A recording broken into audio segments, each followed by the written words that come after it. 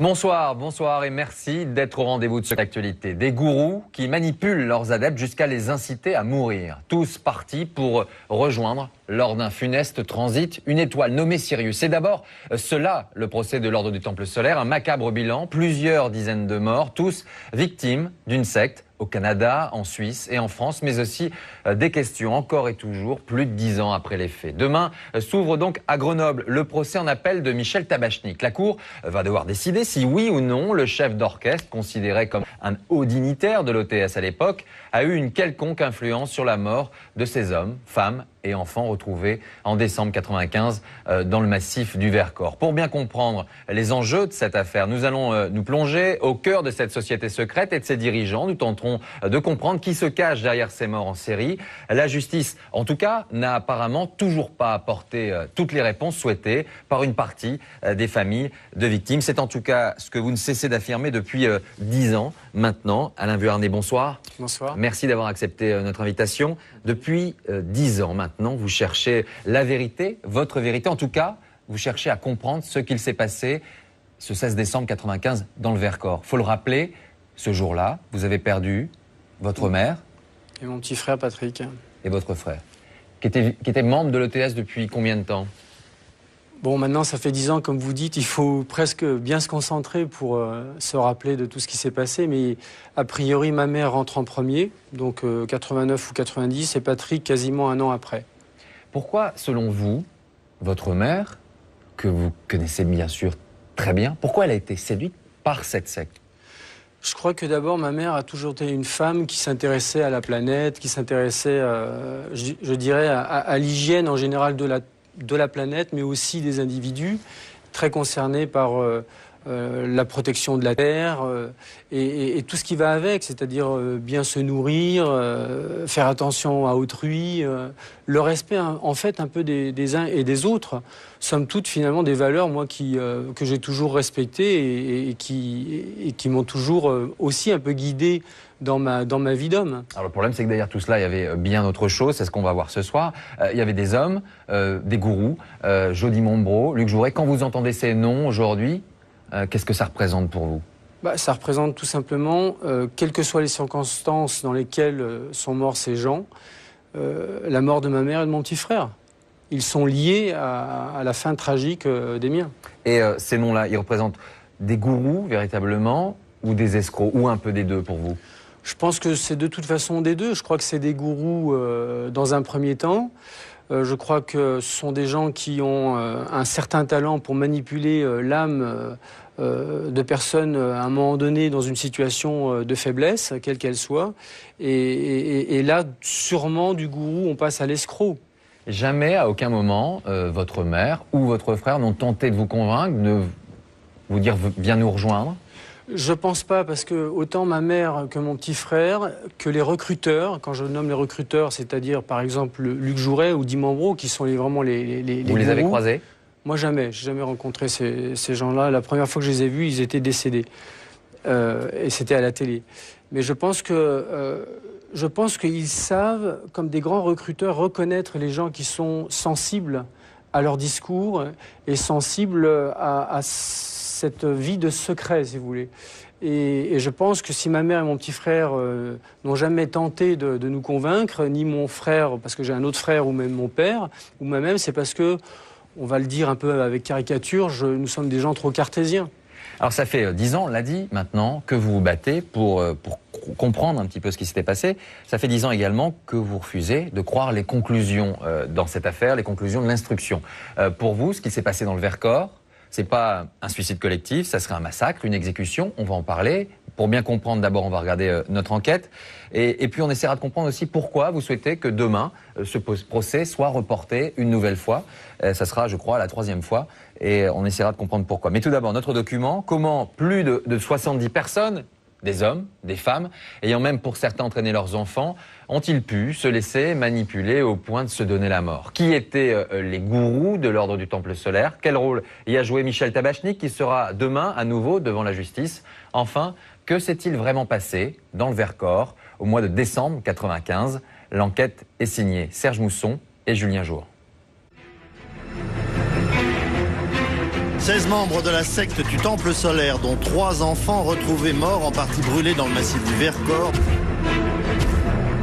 Assassinat ou suicide collectif, le drame du Temple solaire garde son mystère.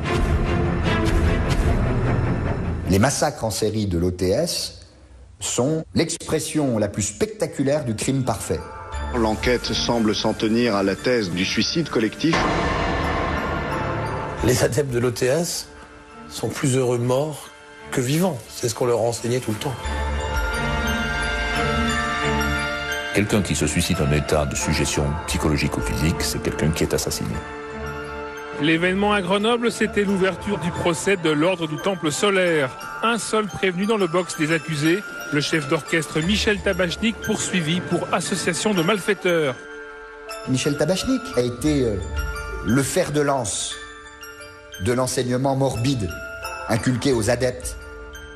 Vous n'avez rien à voir dans les massacres? Je n'ai rien à voir dans les massacres. Ça fait 5 ans que je le crie. L'affaire du Temple solaire revient devant la justice. Les 16 membres de la secte morts dans le Vercors auraient été exécutés au lance-flammes. Aujourd'hui, nous ne savons pas comment sont morts les adeptes du Vercors. Nous ne le savons pas. Je pense que dans un dossier de secte, par définition, tout le monde manipule tout le monde. Tout est secret, tout est fumeux, tout est trouble. Donc on ne saura jamais la totale vérité.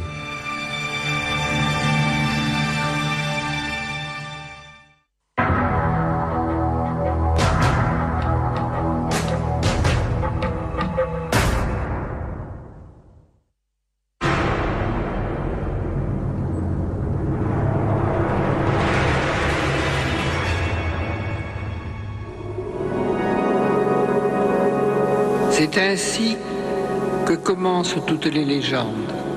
Et je vous dirai tout simplement, c'est une très vieille histoire.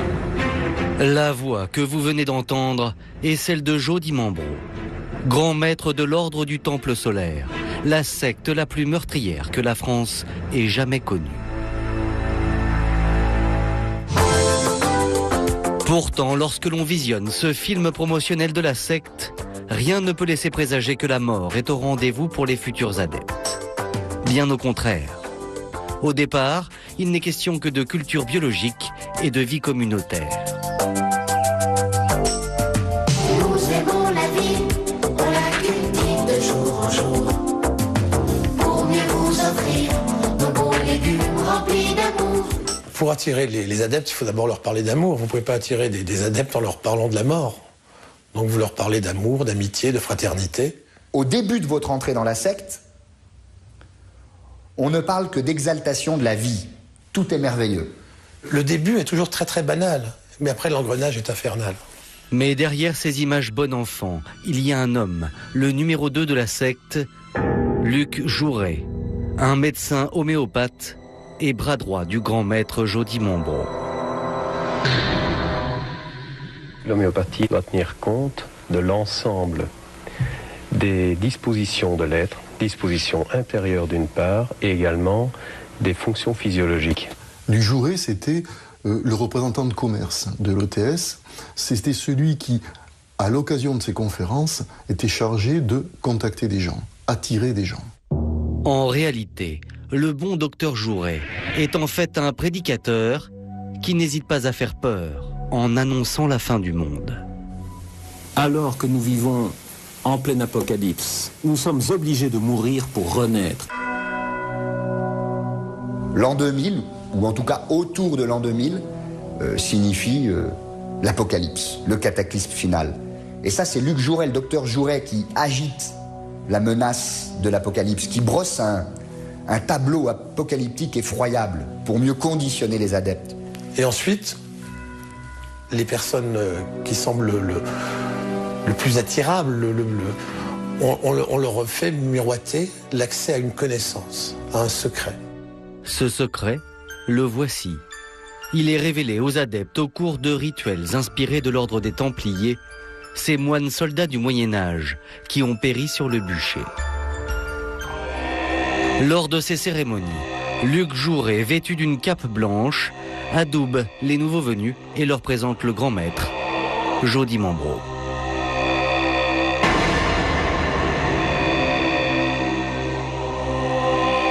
Il s'agit là d'une transmission particulière de la connaissance éternelle, absolue, immuable.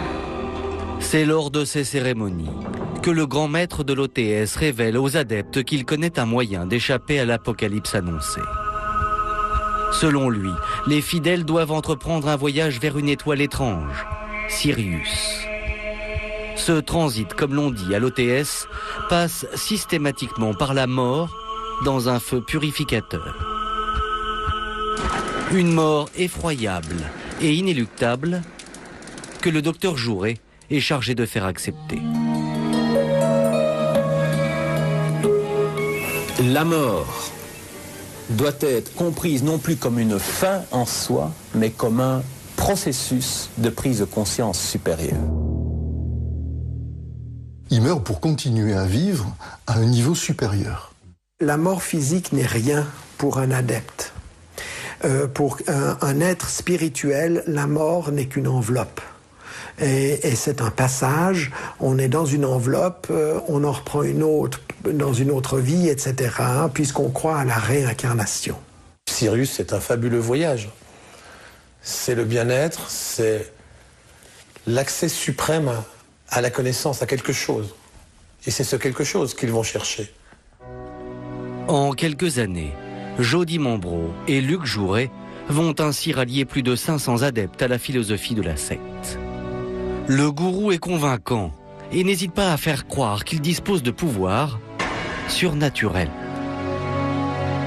La différence qu'il y a entre Harry Potter et l'OTS, c'est que quand un enfant voit Harry Potter, il sait que c'est du rêve.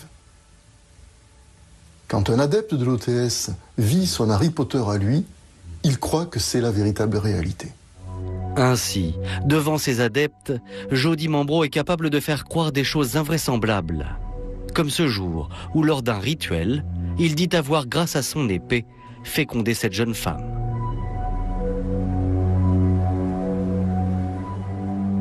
Il a abaissé son épée sur le ventre de cette jeune femme, l'épée qui était peut-être à 5 cm de son ventre. Et il y a eu des immenses éclairs qui sont sortis de l'épée.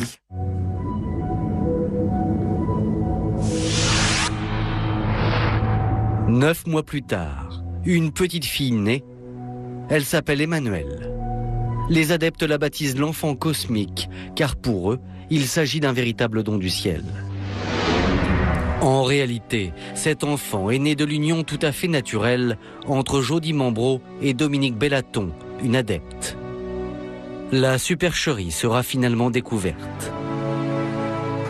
Dans les jours qui ont suivi, j'ai été appelé dans l'appartement même de Di Mambro et j'ai vu dans l'armoire même l'épée avec des fils électriques et puis une ampoule au bout.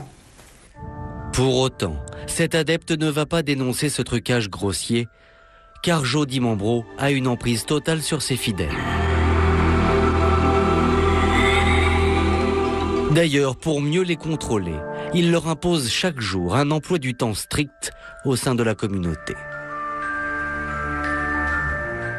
Une journée se passait comme ça, lever 4 heures du matin. 5 heures, on travaillait par des exercices de méditation. On gardait les bras comme ça pendant un quart d'heure, 20 minutes, sans jamais les baisser. On marchait pieds nus dans la neige. Repliés au sein de la communauté, les adeptes se préservent de toute impureté extérieure. L'hygiène est d'ailleurs une véritable obsession, comme le montre cette vidéo de l'OTS que nous nous sommes procurée. Voilà, alors je viens de mettre un peu de vinaigre d'alcool dans l'eau pour enlever les pucerons qui pourraient être cachés dans les feuilles. On peut aussi mettre quelques gouttes de javel pour tuer des bactéries qui restent là. Et on recommence autant de fois que c'est nécessaire.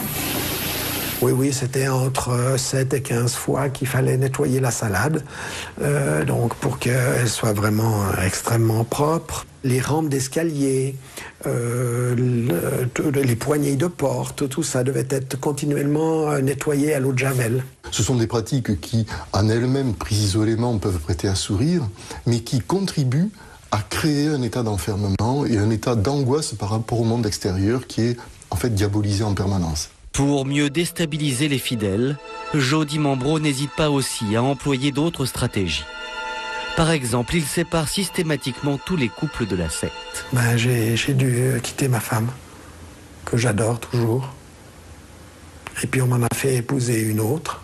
On les obligeait à changer de femme ou de mari pour mieux les déstabiliser, les désorienter. On les changeait de place. Jody Mambro, lui, tire profit de la situation. L'homme noue de nombreuses relations sexuelles avec les femmes de la secte. Guy Mambro s'est pas gêné. Mais c'était toujours pour la bonne cause. Lorsqu'il avait des rapports avec une femme, il l'élevait spirituellement. Jody Mambro profite de tous les plaisirs terrestres. Et cela grâce bien sûr à l'argent de ses adeptes. Il était vraiment l'escroc qui profitait de tout le monde. Et lui, par exemple, partait avec sa femme et sa smala jusqu'à New York pour écouter un opéra. Il prenait le Concorde. On bouffait de la rutabaga et eux s'empiffaient dans les plus grands restaurants, de France.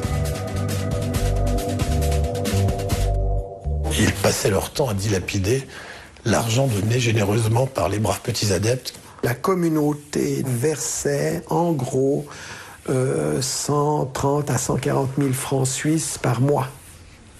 Nous donnions tout. Jody Mambro était-il un simple escroc ou croyait-il vraiment au transit sur Sirius? Les deux facettes du personnage ne sont pas forcément contradictoires. Guy Mambro, c'est un escroc. C'est un escroc suicidaire, c'est-à-dire qu'à un moment, il va tellement loin qu'il ne peut qu'être convaincu qu'il a franchi la ligne de non-retour. Et donc on sait très rapidement que pour Guy Mambro, ça se terminera mal. 4 octobre 1994, en Suisse. Ce jour-là, la secte met en pratique le transit vers Sirius.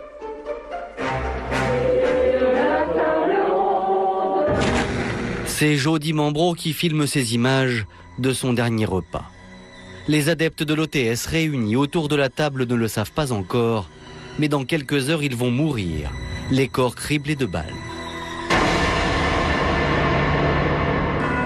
Le lendemain matin, la police suisse découvre 23 cadavres disposés en cercle, les têtes recouvertes de sacs plastiques.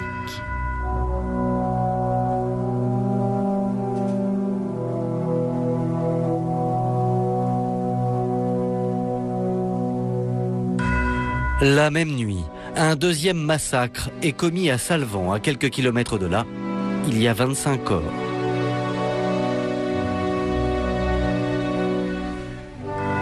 Quatre jours plus tôt, 5 autres membres de la secte sont morts au Canada.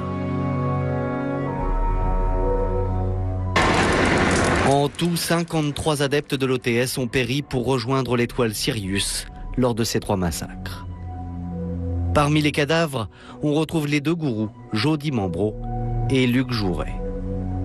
Tout le monde pense alors que l'on n'entendra plus jamais parler de l'ordre du Temple solaire. Seulement, tout le monde se trompe.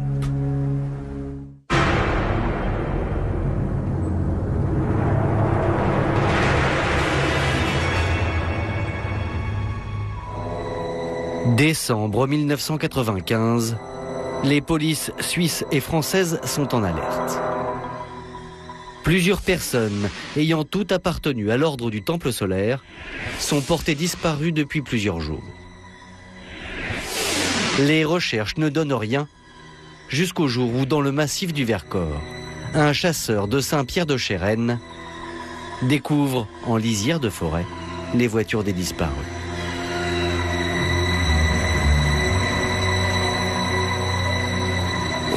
Au parking, on se gare souvent. J'ai remarqué 4 voitures, 3 voitures suisses, une voiture immatriculée 84. Et au bout de quelques centaines de mètres, il y a une odeur vraiment anormale, une odeur de cuir brûlé ou de cheveux. Une odeur de fumée refroidie, comme ça, qui m'a choqué, qui m'a un peu impressionné. D'importantes recherches sont lancées dans le massif forestier. Et le 23 décembre au matin, l'hélicoptère de la gendarmerie nationale fait une macabre découverte.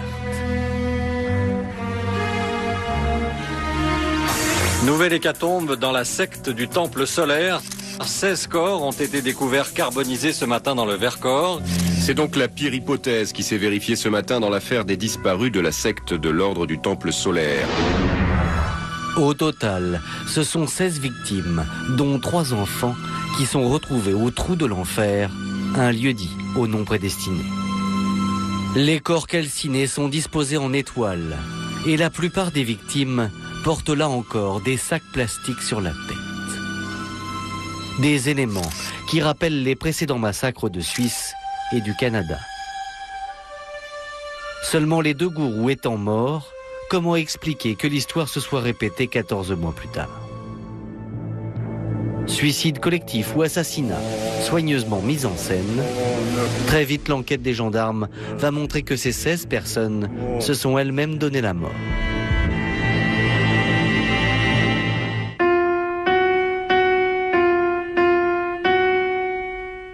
D'abord, il y a les traces de pas dans la neige qui mènent vers le lieu du drame. C'est ce que le chasseur Robert Arnaud a constaté. Seulement, selon lui, il n'y a aucune trace en sens inverse. Conclusion des enquêteurs, personne ne serait redescendu du trou de l'enfer.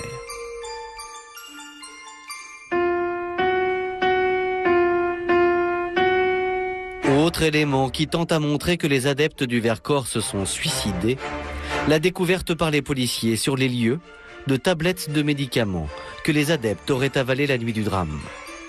Dans tous ces massacres en série, en chaîne, on constate des prises de médicaments somnifères et psychotropes pris volontairement par les adeptes. Et voici, selon les enquêteurs, comment le drame se serait produit. Après avoir pris des somnifères, les victimes se seraient allongées et auraient recouvert leur tête d'un sac plastique. Ensuite, 2 d'entre elles auraient alors exécuté les 14 membres. Il s'agirait d'André Friedli, un architecte suisse, et Jean-Pierre Lardanchet, un policier français. Les 2 hommes auraient tiré plusieurs balles à la tête et au thorax sur chacune des victimes. Puis se seraient suicidés, chacun d'une balle dans la bouche, juste après avoir allumé un brasier avec de l'essence et du bois.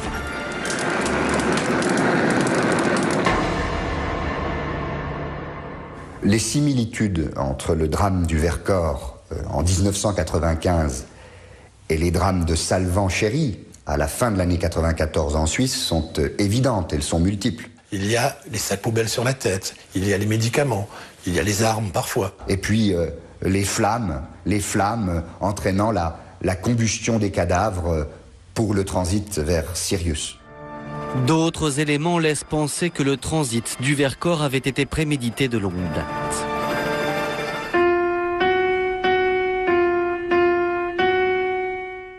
Car plusieurs mois avant le drame, toutes les victimes du Vercors se sont réunies à Carouge, dans la banlieue de Genève. Des réunions organisées par Christiane Bonnet, une des 16 victimes. Toutes les personnes qui sont mortes dans le Vercors sont allées à ces réunions chez Christiane Bonnet à Carouge.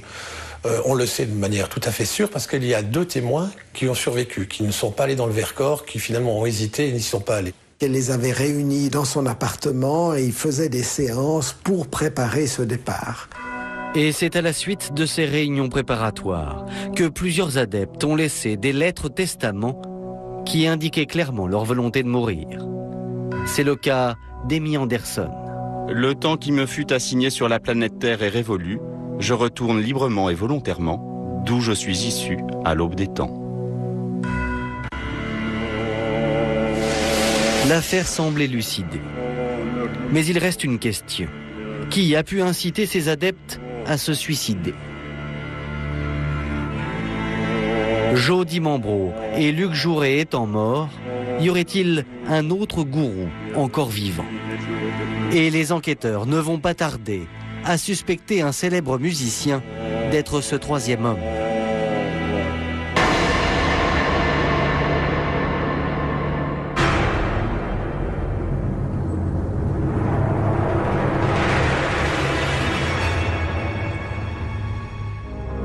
« 17 avril 2001, 5 ans plus tard.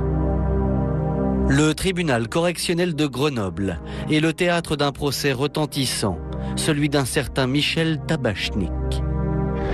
Quelle est votre attente, M. Tabachnik?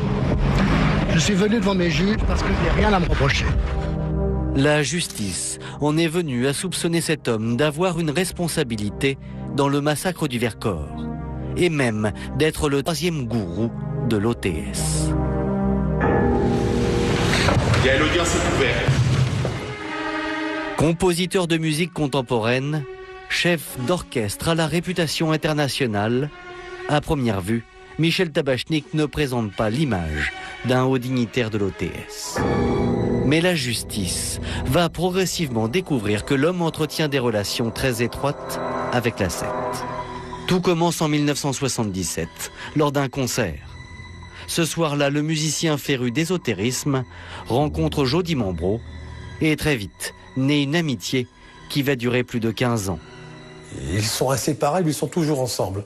Quand Tabachnik va vivre au Canada, Jo Di Mambro le suit. Et ensuite, la garde rapprochée, évidemment.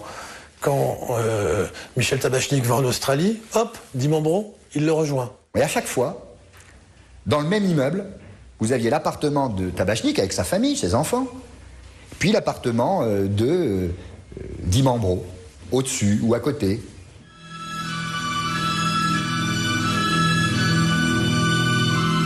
La relation entre Di Mambro et Tabachnik était pratiquement une relation fusionnelle. Mais cette fusion allant jusqu'à s'habiller de la même façon. Tabachnik et Di Mambro, c'est Dupont et Dupont. Ça n'est pas anodin. D'autant qu'ils avaient très mauvais goût. Des costumes blancs avec une chemise rouge. Ces deux êtres se sont en fait complétés. C'est comme deux sphères qui se sont réunies. Donc il y a eu une osmose totale. Michel Tabachnik a toujours reconnu avoir été l'ami de Jo Di Mambro, mais bizarrement, au lendemain du drame du Vercors, il va nier toute appartenance à la secte. Je n'appartiens pas à l'ordre du Temple solaire, je n'ai pas de carte de membre, je n'ai jamais eu de carte de membre du Temple solaire, je n'appartiens à aucun ordre quel que ce soit. Et pourtant, 4 mois plus tard, Michel Tabachnik va recevoir un démenti cinglant. Le 3 avril 1996, l'hebdomadaire suisse L'Illustré publie des photos compromettantes, découvertes par le journaliste Arnaud Béda. Tout à coup, je vois une diapositive où on voit clairement Michel Tabachnik dans une cérémonie du Temple solaire, allumant une bougie à un pupitre. Cette photo, la voici. Elle montre pour la première fois Michel Tabachnik participant à une cérémonie de la secte. Du coup, le chef d'orchestre change sa version des faits avec un aplomb étonnant. Qu'est-ce que cela vous est arrivé de porter une cape du Temple solaire? Absolument. J'ai quelquefois donné des conférences dans les commanderies de l'ordre. À ce moment-là, l'Assemblée était en cape. Je trouvais normal que moi-même je me mette par convention dans la même tenue que l'Assemblée. J'ai revêtu une cape, comme je mets un frac pour diriger, ou comme je porte une kippa pour aller au mur de lamentation. Michel Tabachnik se déclare simple intervenant au sein de la secte. Seulement, d'autres éléments vont montrer qu'il est bien un adepte et pas n'importe lequel. Tout d'abord, un document où les mesures de chaque adepte étaient répertoriées pour la fabrication des capes. Sur cette liste figure le nom de Michel Tabachnik, sexe masculin, taille 4, encolure 52. D'autres photos sont encore plus explicites. Elles montrent notamment Michel Tabachnik agenouillé, faisant allégeance devant Jo Di Mambro. Michel Tabachnik, vêtu d'une cape noire, symbole de son haut degré dans l'ordre. Maintenant, Michel Tabachnik ne peut plus nier l'évidence. Et devant les enquêteurs, il finit par reconnaître son implication directe dans la secte. Je peux dire que j'ai participé à la création de l'OTS en participant à des conseils, 1 ou 2 fois par an. Le problème de Tabachnik, c'est qu'il adapte toujours son discours en fonction des éléments qui sont amenés. Donc, quand je trouve une photo, on le voit en habit de cérémonie, il varie son discours d'une telle manière. Ensuite, une autre photo, il le change. Le système de défense de Tabachnik n'a jamais été très très bon dans les médias. Des mensonges qui, pour Michel Tabachnik, ne prouvent pas pour autant sa culpabilité. J'ai l'impression que d'être un être limpide, et si j'ai quelquefois, c'est vrai, pas tout à fait dit les choses comme elles auraient dû, c'est à cause de la peur, de la panique. Quand vous êtes dans la panique, il faut imaginer ce qu'a été le choc. Des gens que vous connaissez, brusquement vous découvrez qu'ils se sont suicidés, qu'ils ont été assassinés, ça fait la une de tous les journaux, et vous dites, je ne peux pas être mêlé à ça. Il y a une espèce de répulsion et de refus. C'est maladroit, c'est stupide, c'est tout ce que vous voulez, mais c'est un réflexe humain. En réalité, les enquêteurs sont convaincus que Michel Tabachnik était un des gourous de la secte. Selon eux, Jody Mambro était le numéro 1. Luc Jouret jouait le rôle de rabatteur. Quant à Michel Tabachnik, il était le numéro 3 et tenait un rôle central au sein de l'OTS.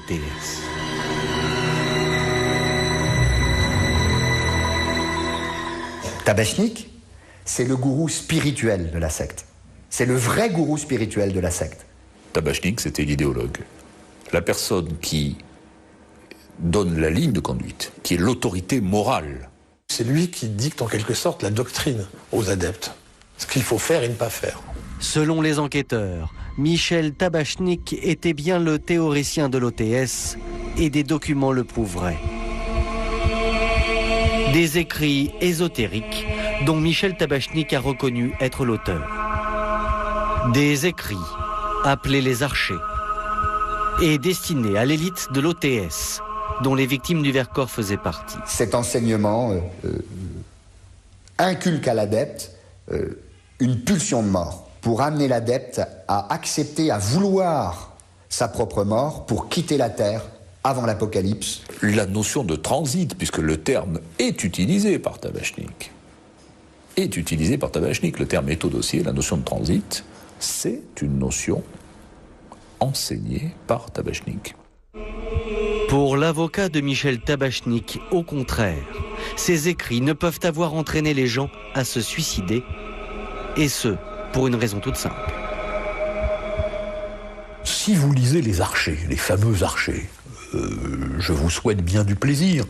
Ce sont des documents que j'ai parcourus et qui sont rigoureusement incompréhensibles. Je mets au défi quiconque de venir dire que dans ces archers, il y a là un enseignement, et de surcroît un enseignement qui serait de nature à convaincre les gens qui lisent cela de se donner la mort pour aller sur Sirius, connaître un monde meilleur. Tout ça est absurde. Une fois j'ai dit Lucifer, une fois j'ai dit Apocalypse, une fois j'ai dit le retour à Dieu, et de là on m'envoie au tribunal.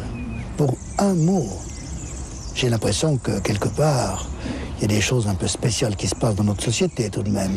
Pourtant, selon un ancien adepte, les mots de Michel Tabachnik ont bien un sens caché, que seuls les membres de la secte pouvaient décrypter.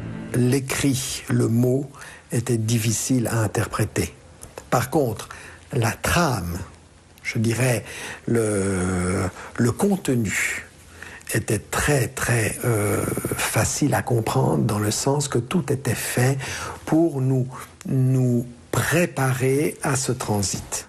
C'est le crime parfait parce que son enseignement morbide, les archers, il n'est finalement compréhensible que par les adeptes eux-mêmes qui ont été préparés pendant des années pour recevoir cet enseignement et qui ont été affaiblis pendant des années. Tabachnik, quand il écrit pour l'OTS, il sait ce qu'il fait. il connaît le mode de fonctionnement de l'OTS, il connaît la mentalité des adeptes, et il sait très bien que quand il dit quelque chose, quand il écrit quelque chose, ça va être pris pour argent comptant. Dernier indice prouvant, selon l'enquête, que Michel Tabachnik a une responsabilité dans les massacres, la réunion qui s'est tenue le 24 septembre 1994 dans cet hôtel d'Avignon. Ce jour-là, devant une centaine d'adeptes, l'homme prend la parole. Tabachnik est à la tribune et il annonce, devant les adeptes réunis, il annonce la fin de l'OTS, il annonce la fin d'une ère, la fin de quelque chose. Tabachnik va dire, ça y est, nous avons fini notre cycle d'enseignement, quoi. Hein, et le but de ce cycle d'enseignement, j'allais dire, la fin de ce cycle d'enseignement, c'est le transit.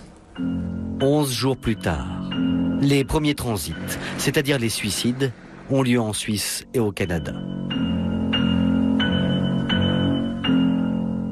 En réalité, il annonce manifestement une série de massacres qui vont commencer en 1994, qui vont se poursuivre en 1995 dans le Vercors.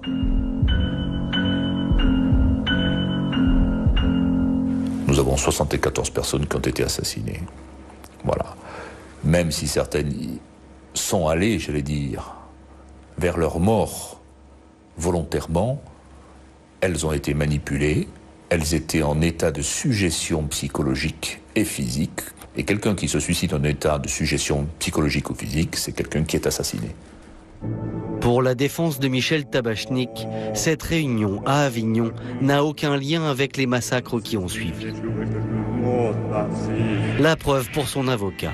Tous les adeptes présents ce jour-là ne se sont pas suicidés. Finalement, ils sont repartis chez eux et ils sont venus témoigner ultérieurement de ce qu'ils avaient entendu, avec des versions évidemment contradictoires, mais qui n'a rien à voir avec les massacres qui, évidemment, ont intéressé la justice. Pour Maître Spinner, le dossier est donc vide. Et l'audience est ouverte. Ainsi, en avril 2001, lorsque s'ouvre le procès, le chef d'orchestre est confiant. D'autant qu'à cette occasion, Michel Tabachnik va bénéficier d'un soutien très inattendu. Celui d'anciens adeptes, tout acquis à sa cause, venus témoigner à la barre, le visage caché. Aucun n'a chargé Tabachnik. Presque tous l'ont défendu, presque tous lui ont trouvé plein de qualités. C'est assez étonnant. On se pose la question, pourquoi? Alors que souvent dans leurs procès-verbaux antérieurs, ils étaient plus vindicatifs contre Tabachnik. Ont-ils peur? Pour l'un des avocats des parties civiles, c'est clair, ces adeptes ce jour-là ne sont pas très spontanés. Quand vous voyez la crainte qu'avaient ces adeptes venus à la barre du tribunal de Grenoble, la crainte qu'ils avaient, et la révérence en même temps, la révérence craintive à l'égard de Tabachnik, qui était là, sur leur droite, vous vous dites que rien n'est terminé. Il a toujours, sur eux, un ascendant. Le procureur aura beau demander 5 ans de prison contre Michel Tabachnik, le 25 juin 2001, le verdict tombe. Le chef d'orchestre est relaxé au bénéfice du doute. Monsieur Tabachnik a servi de bouc émissaire d'une affaire très complexe et c'est l'honneur des magistrats d'avoir estimé qu'il n'y avait pas d'infraction pénale. Michel Tabachnik est libre. Et à la surprise générale, certaines familles des victimes ne s'offusquent pas de cette décision de justice. Faut pas s'étonner que M. Tabachnik soit relaxé aujourd'hui. Il a en effet rien à voir quand vous vous placez dans le procès avec les circonstances, les vrais faits de la mort des nôtres. Ils ne se sont pas suicidés, on les a tués. Et aujourd'hui, les responsables courent toujours, ils sont dehors. Pour Alain Vuarnet, dont la mère et le frère sont morts dans le Vercors, l'enquête a tout simplement été bâclée. Et les vrais responsables n'ont toujours pas été identifiés.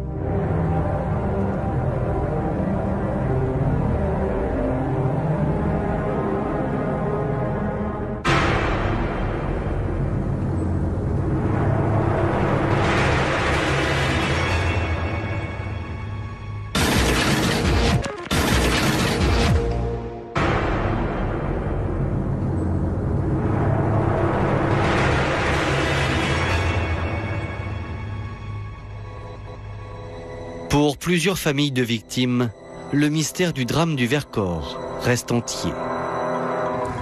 Ils contestent les conclusions de l'enquête selon lesquelles 16 personnes se sont garées sur ce parking, puis ont marché une vingtaine de minutes vers le trou de l'enfer avant de mourir volontairement sans aide extérieure.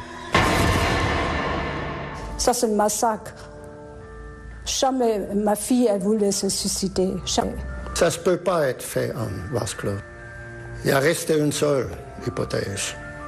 Intervention extérieure. C'est tout. Il est impensable de laisser à côté ce pendant ouvert qui est la thèse du crime organisé. Crime organisé, intervention extérieure. Pour ces familles de victimes, cette thèse est alimentée par les nombreuses incohérences de l'enquête. On trouve une somme impressionnante de contradictions matérielles, factuelles.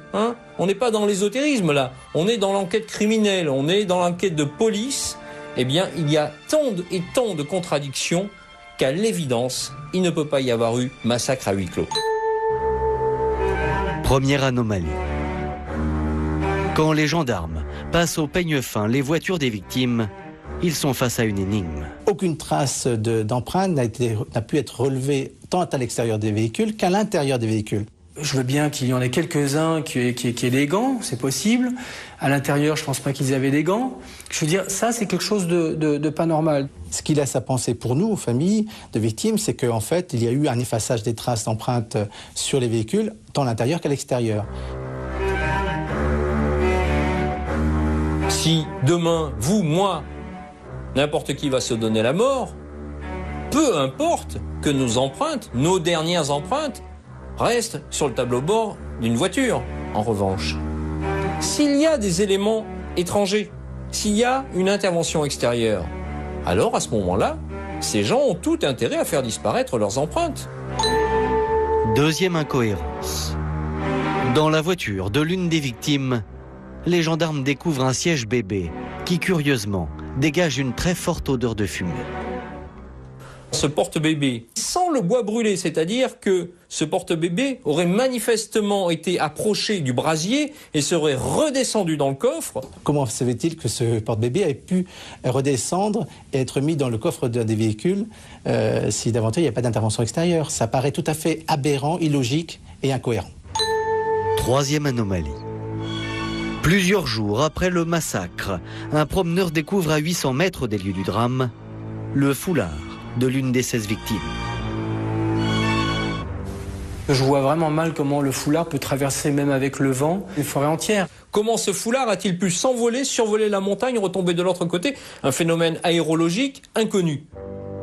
Pour les familles des victimes, cet indice est une des clés du mystère.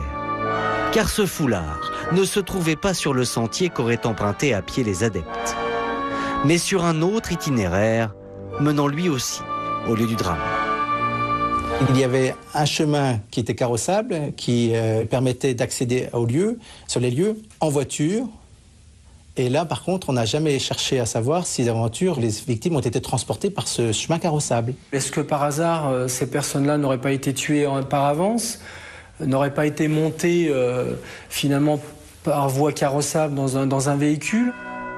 Mais c'est en découvrant les photos des corps carbonisés que certaines familles vont acquérir la conviction que les 16 membres de la secte ont été assassinés. Il y a 9 victimes où l'on trouve des parties de leurs membres fusionnées. Il manquait aussi à ma fille les doigts de la main gauche.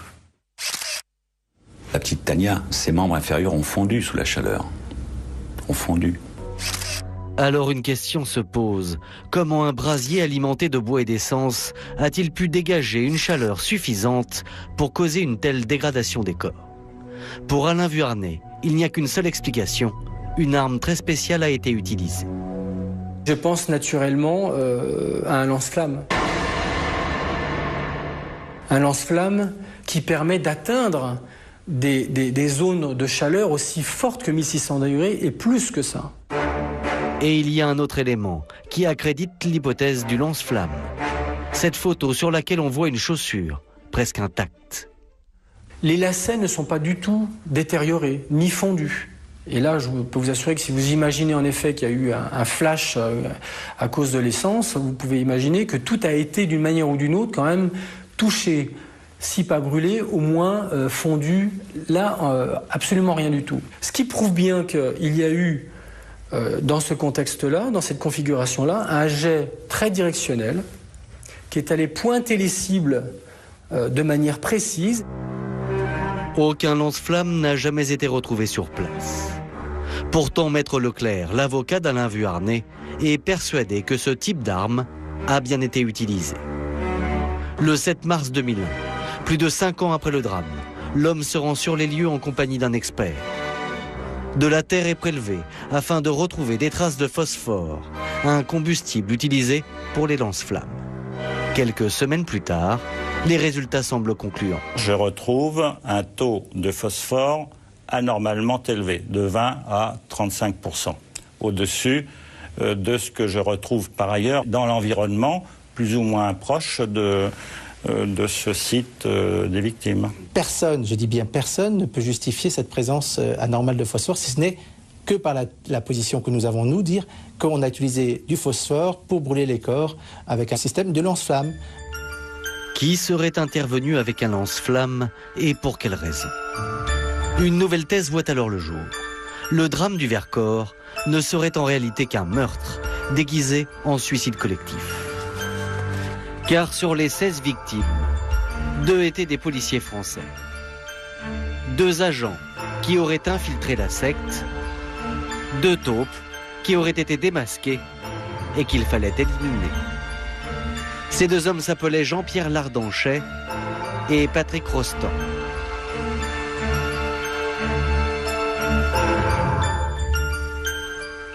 D'ailleurs, avant le massacre du Vercors, Jean-Pierre Lardanchet se serait à plusieurs reprises rendu place Beauvau, siège du ministère de l'Intérieur, à Paris.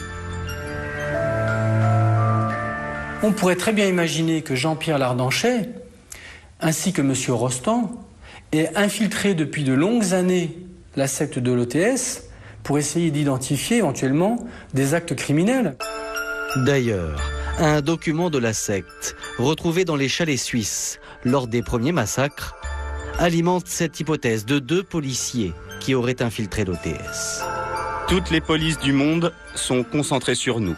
Lardanchet égale taupe, envoyé pour prendre des informations et nous piéger. Jean-Pierre Lardanchet aurait infiltré la secte. Les dirigeants de l'OTS en étaient convaincus. Jody Mambro s'en était même ouvert dans une lettre testament qui aurait été postée à Genève le lendemain des massacres en Suisse. Un courrier adressé à Charles Pasqua, alors ministre de l'Intérieur.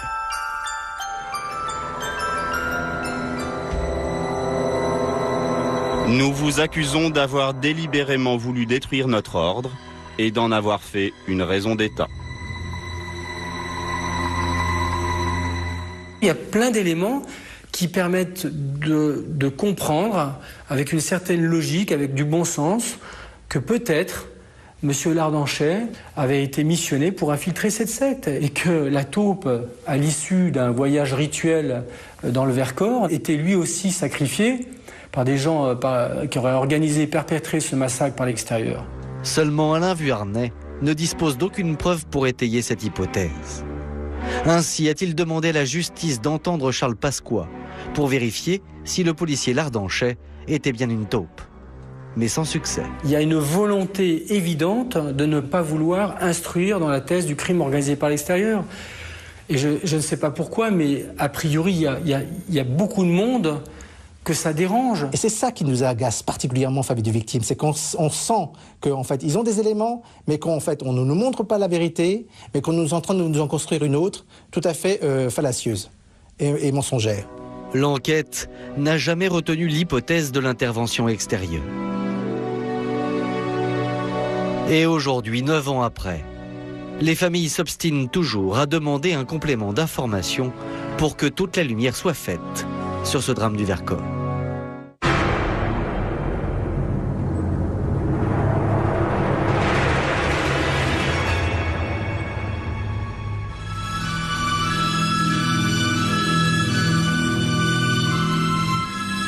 Pour la justice, il n'y a toujours qu'un seul suspect dans cette affaire, Michel Tabachnik. Après sa relaxe en 2001, et parce que le parquet a fait appel, le chef d'orchestre sera rejugé à partir de demain. À ce jour, l'OTS a fait 74 victimes. Selon les enquêteurs, avant les derniers massacres, la secte comptait plus de 570 fidèles. Et certains redoutent que l'ordre continue d'exister aujourd'hui encore. Il y a 4 ans, les déclarations des anciens adeptes venus témoigner à la barre, visage caché, laissaient encore présager du pire. J'ai posé la question à l'un d'entre eux. Pourquoi des enfants de 2 ans, 3 ans, 6 ans sont morts d'une balle dans la tête? Et l'un d'entre eux m'a répondu, sur un ton complètement éthéré, quasi mystique, « Mais maître, emporter les enfants est un acte d'amour. » Quand vous avez entendu ça, vous vous dites que rien n'est terminé. Personne n'est capable de dire ce qui peut arriver. Mais c'est dans l'ordre du possible. Que des gens se retrouvent, se réunissent et recommencent un transit. Et pour moi, l'OTS, je n'ai aucun élément me permettant de penser sérieusement aujourd'hui que on en a fini avec l'ordre du temple solaire le jour des assassinats dans une clairière du Vercors.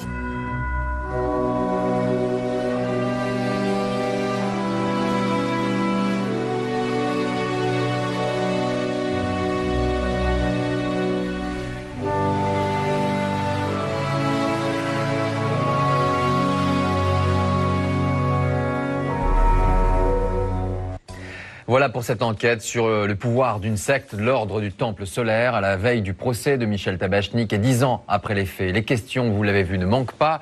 Que savait Michel Tabachnik? L'OTS existe-t-il toujours?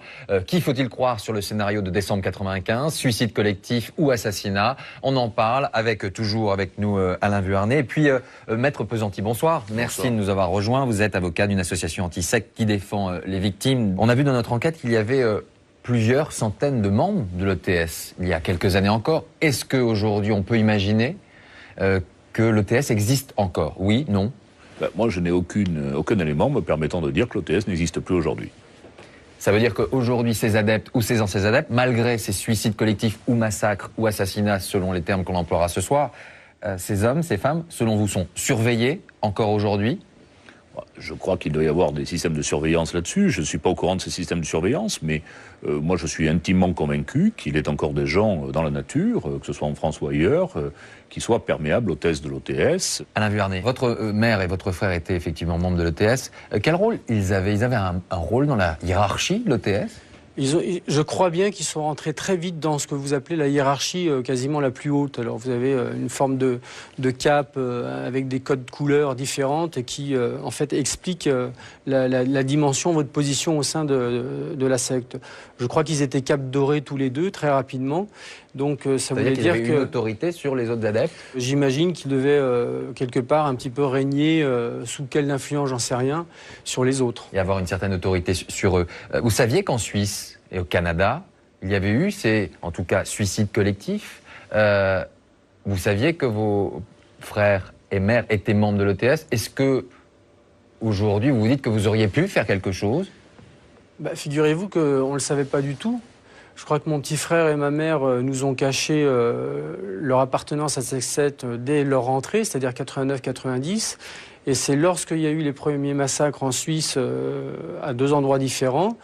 2 journalistes rentrent dans notre maison familiale à Morzine, s'inquiétant un petit peu de la responsabilité qu'on ne savait pas encore déterminer de mon petit frère et ma mère dans la secte. Et c'est là où ils nous ont finalement permis de comprendre qu'on avait 2 membres de notre famille qui faisaient partie de cette secte. Donc c'est le premier massacre en Suisse qui nous révèle à nous, les autres membres de la famille, qu'on a des membres de notre famille qui sont dans une secte. Est-ce que vous croyez qu'ils étaient capables de se suicider pour aller rejoindre, comme, entre guillemets, les gourous le demandaient, Sirius? C'est une question, je suis désolé de vous le dire, mais à mon avis cruciale. Parce que c'est tout le paradoxe de cette affaire.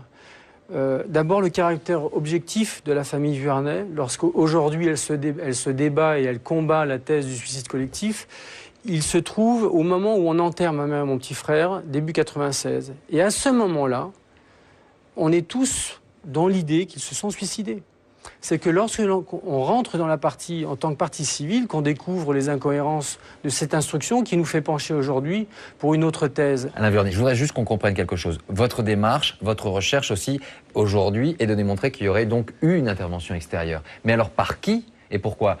Cela n'apparaît pas dans l'instruction. Demain, après, avec l'ouverture de ce procès de Michel Tabachnik, on ne parlera pas de cette thèse, de cette intervention d'extérieur. Ça sera peut-être encore un procès pour rien. On va parler du report après. C'est cela aussi qu'il faut retenir. Mais oui, c'est cela qu'il faut retenir, mais c'est ça aussi qui dépite les familles des victimes. On ne veut pas nous écouter, on ne veut pas réouvrir l'instruction, et toutes les questions que vous posez, si on n'ouvre pas l'instruction, on ne saura pas y répondre. Maître Pesanti. Moi aussi, le suicide collectif, je trouve honteux même qu'on puisse l'envisager. Des gosses qui sont relevés au Canada, en Suisse ou en France avec un sac plastique sur la tête et 2 balles dans la tête, c'est pas un suicide collectif. Et parler de suicide collectif, c'est venir nier, j'allais dire, l'aspect sectaire de ce dossier, parce que lorsqu'on se suicide parce qu'on est sous le coup d'une manipulation mentale, j'allais dire, c'est un assassinat. On commet avec sa propre main l'assassinat que quelqu'un d'autre commandite, quoi. Donc suicide collectif, là-dessus, je suis parfaitement d'accord. C'est honteux. Je ne comprends pas que l'on ait pu en arriver là. Alors, on va parler d'un homme, Michel Tabachnik. C'est lui et lui seul qui, en tout cas, se retrouvera demain devant la cour d'appel de Grenoble. Si ouverture il y a, parce qu'il y a effectivement, encore une fois, une demande de report de ce procès. Vous lui en voulez à cet homme qui est considéré comme l'un des dignitaires, en tout cas, de l'ordre du Temple solaire. Est-ce que vous lui en voulez personnellement? Qu'est-ce qu'il représente pour vous? J'ai pas envie de lui en vouloir personnellement, parce que j'ai envie de faire attention à ma propre vie. J'ai pas envie d'avoir des rancœurs ciblées. Bien sûr que j'en veux à tous les gens qui ont fait rentrer d'une manière ou d'une autre ces 74 personnes qui sont mortes, peu importe les circonstances dans lesquelles ils sont morts, parce qu'ils ont rencontré un jour un Jouret, un Dimambron ou peut-être même un Tabachnik. Bien sûr que j'en veux à toutes ces personnes-là. Maître Pesanti. Pour moi, Tabachnik, c'est pas simplement un doctrinaire. Nous sommes dans un caractère sectaire. D'accord ? Et je pense qu'au moment où les faits se sont produits, notamment dans le Vercors, le doctrinaire, Tabachnik, et on voit aussi la position qui est la sienne, il y a d'autres éléments de fond dans le dossier, mais nous le plaiderons, c'est pas un unique doctrinaire. Pour moi, c'est le numéro 1 de l'OTS. Alain Vuarnet, je voudrais juste avoir votre point de vue. Effectivement, demain, il y aura effectivement un homme dans le box, en tout cas des prévenus. Il s'appelle Michel Tabachnik.